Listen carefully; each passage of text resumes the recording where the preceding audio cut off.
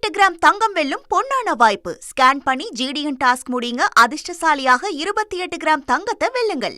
சுதந்திர போராட்ட வீரர் தீரன் சின்னமலையின் நினைவு தினத்தை ஒட்டி சென்னை கிண்டியில் உள்ள அவரது சிலைக்கு மாலை அணிவித்து மரியாதை செலுத்திய பிறகு அமைச்சர் ராஜ்மோகன் செய்தியாளர்களை சந்தித்து வருகிறார். அது தொடர்பான காட்சிகளை பார்க்கலாம்.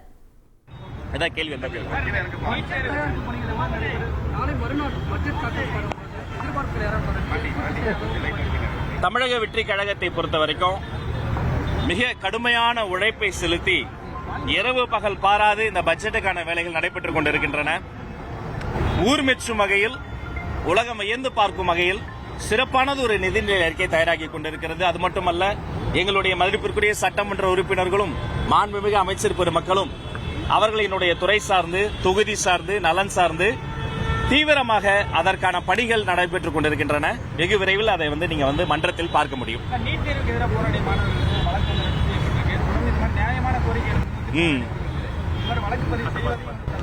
முதல்ல நானே இதை எதிர்பார்க்கல. முதலமைச்சர் செய்தது ஒரு இன்ப அதிர்ச்சியாக எனக்கு இருந்தது.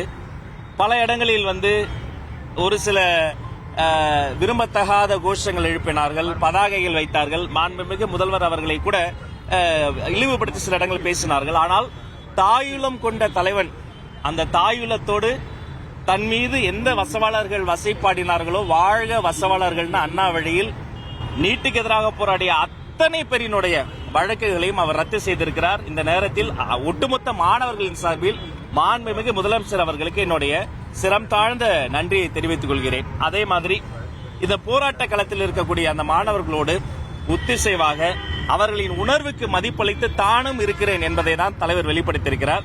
அதனால மாண்புமிகு முதல்வருக்கு இந்த நேரத்தில் நான் நன்றியை தெரிவித்துக் கொள்கிறேன்.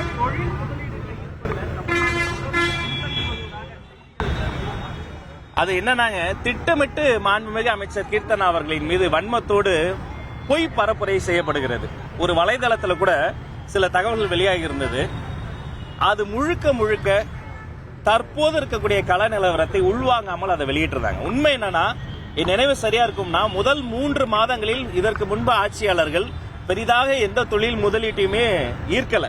ஆனா மாண்புமிகு அமைச்சர் கீர்த்தனா அவர்களின் தலைமையில அந்த துறை முதல் 3 மாதங்களே மிகப்பெரிய முதலீடுகளை ஈர்த்திருக்கிறாங்க. அவங்க முதல் 6 மாதத்தில் தொட்ட ஒரு தூரத்தை கிட்டத்தட்ட 50 நாட்களில் அந்த துறை தொட்டிருக்கிறது. ஒரு பெண், ஒரு மாண்புமிகு அமைச்சர், ஒரு இளம் அமைச்சர், அவரினுடைய சாதனைகளை திட்டமிட்டு சிறுமைப்படுத்த முடியாது. அவர் சிறப்பாக செயல்பட்டுக் கொண்டிருக்கிறார்.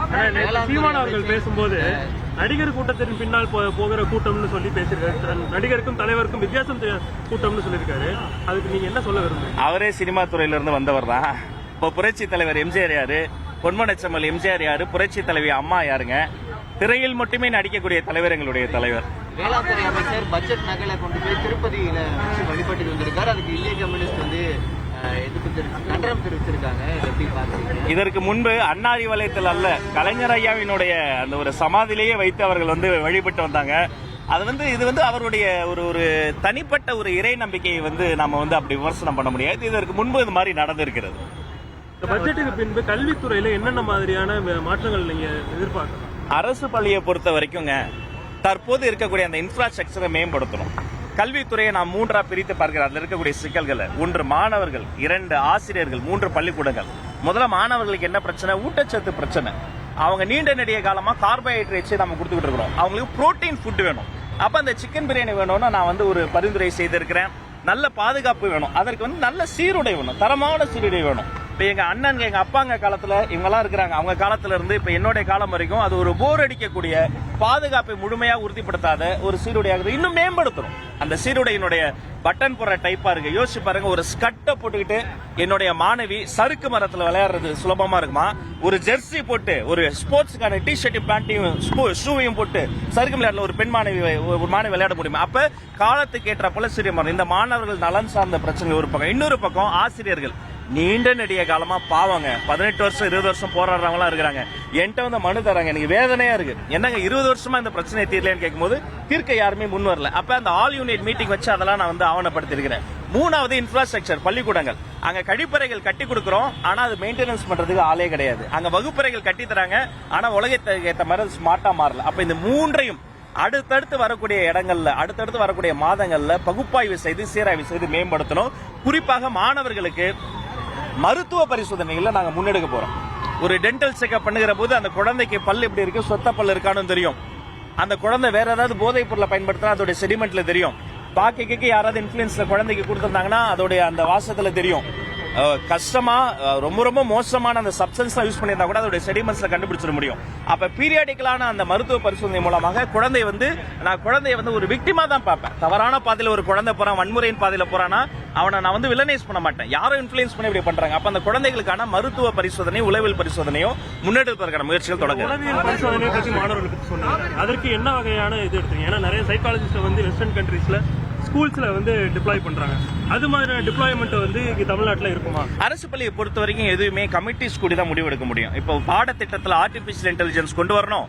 அதர் ஆர்டிபிஷியல் இன்டெலிஜென்ஸ் அறிமுகத்தை தாண்டி ப்ராம்ப்ட் இன்ஜினியரிங் கொண்டு வரணுங்கிறது என்னுடைய சிந்தனையாக இருந்தாலும் அதற்கு 30 பேர் கொண்ட குழு அமைத்து ஓய்வு பெற்ற நம்முடைய விஞ்ஞானி மதிப்பிற்குரிய ஐயா நம்மளுடைய மயில்சாமி அண்ணாதுரை அவரை சேர்மனாக கொண்டு வந்து கல்வியாளர்கள்லாம் கொண்டு அப்படிதான் கொண்டு வரணும். இப்ப தனியார் பள்ளியில ஒரு விஷயம் பண்றாங்கன்னா அவங்க உடனே பண்ணணும். ஆனா அரசு பள்ளிகள் முறைப்படி தான் செய்ய முடியும். அப்ப அந்த உளவியல் ஆலோசனை என்பது திட்டமிடப்பட்டு நன்கு ஒரு கமிட்டி ஃபார்ம் பட்டு யார் துறை சார்ந்த நிபுணர்களோ அந்த துறை சார் நிபுணர்களை வைத்து செயல்படுத்தப்படும்.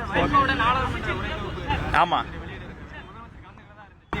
ஆமா ஆமா முதல்வர் சார்பா நானே போறேன். நாடாளுமன்றத்தினுடைய புலி வைகோ அவர்கள், அவர் மதிமுகவுக்கு மட்டுமல்ல அரசியல் உலகத்துக்கு பெரிய பீஷ்மர், பேச்சுலகினுடைய பிதாமகன். எங்களை பொறுத்த வரைக்கும் வைகோ அவர்களை இந்த நாடே கொண்டாட வேண்டும், தமிழ் கூறும் நல்லுலகம் கொண்டாட வேண்டும். மாண்புமிகு அமைச்சர், மாண்புமிகு முதலமைச்சர் எங்களுடைய அண்ணன் சார்பில் நாங்கள் செல்கிறோம், அவரை கொண்டாடுகிறோம். அந்த நூலை பெறக்கூடிய பெரும் வாய்ப்பு எனக்கு இருக்கிறது. நானே கலந்து கொள்கிறேன்.